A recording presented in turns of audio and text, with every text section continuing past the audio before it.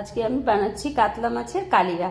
এখন জামাই ষষ্ঠী আসছে, জামাই ষষ্ঠীতে এইভাবে কাতলা মাছের কালিয়া বানিয়ে জামাইকে পরিবেশন করুন। দেখুন পিসগুলো, এখানে 350 গ্রাম কাতলা মাছ আছে। এখানে পেঁয়াজ, আদা বাটা আর আদা রসুন একসাথে পিষে নিচ্ছি। এদিকে কিশমিশ আর দই একসাথে পিষে নেবো। এখানে 350 গ্রাম মাছে আমি ভরে ভরে 2 চামচ টক দই দিয়েছি। জলটা ঝরানো আছে, টক দইয়ের মধ্যে একটু কিন্তু জল নেই। ভালো করে এই দুটোকে একসাথে আমি পিষে নিচ্ছি। এদিকে মাছটাকে নুন আর হলুদ দিয়ে ভালো করে মেখে কিছুক্ষণ রেখে তারপরে ভাজবো। ভালো করে মেখে নিচ্ছি, খুব ভালো করে নুন হলুদটা গায়ে মিলিয়ে দিচ্ছি। এভাবে একটু কাতলা মাছের কালিয়া বানিয়ে দেখুন। একটু সকলেই সবভাবে বানায়, একটু এটা অন্যরকমভাবে তৈরি করা হয়েছে, কিন্তু এর খেতে খুবই ভালো লাগবে। সর্ষের তেলে রান্নাটা করছি। ভালো করে মাছগুলোকে ভেজে নেব, খুব কড়া করে ভাজবো না, তবে ভালো একদম নরমও ভাজবো না, মোটামুটি ভাজবো। দেখিয়ে দিচ্ছি কতটা মাছটা আমি ভাজবো। এভাবে উল্টে পাল্টে মাছগুলো ভেজে নিচ্ছি। এই কাতলা মাছের কালিয়া পোলাওয়ের সাথেও বা ফ্রাইড রাইস, জিরা রাইস, প্লেন ভাত সব কিছুর সাথেই খেতে ভালো লাগে। সেই জন্য এবার জামাই ষষ্ঠীতে এইভাবে কাতলা মাছের কালিয়া বানিয়ে জামাইকে পোলাও, ফ্রাইড রাইস বা জিরা রাইস যাই বানাবেন বা ভাত সাথে পরিবেশন করুন। এটা সকলেই বানায়, এটা কোনো নতুন রেসিপি নয়, কিন্তু একটু অন্যরকমভাবে তৈরি হয়েছে, যার জন্য এর স্বাদ একটু অন্যরকম। এভাবে করে বানিয়ে দেখবেন, খুব ভালো লাগে। মাছ ভেজে নিয়েছি, এবারে 2টো তেজপাতা আর দারচিনি আর এলাচ, ছোটো এলাচ এই ফোড়নে দিলাম। দিয়ে ভালো করে ফোড়নটাকে আমি ভেজে নিচ্ছি। একটু ফোড়নটাকে ভালো করে ভেজে নিতে হবে।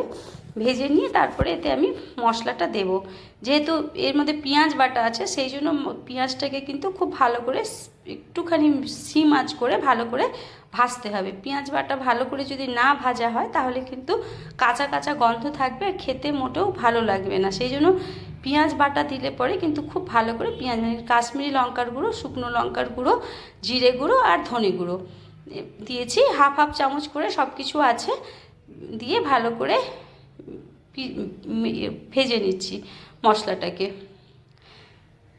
আমি খুব বেশি তেল দিইনি, এখানে নুন, চিনি আর হলুদ আছে, হলুদের গুঁড়ো আছে। চিনি দিতেই হবে, যেহেতু কালিয়াতে কিন্তু মাছের কালিয়াতে চিনি দিতেই লাগে। চিনি না দিলে কিন্তু স্বাদ এর হবে না। যেহেতু টক দই আছে, সেই জন্য চিনি দিলে পরে এর খুব ভালো ব্যালেন্স হবে। এখানে যে দই আর কিশমিশটা বেটে রেখেছিলাম সেটাও দিয়ে দিলাম, দিয়ে খুব ভালো করে ভেজে নিচ্ছি।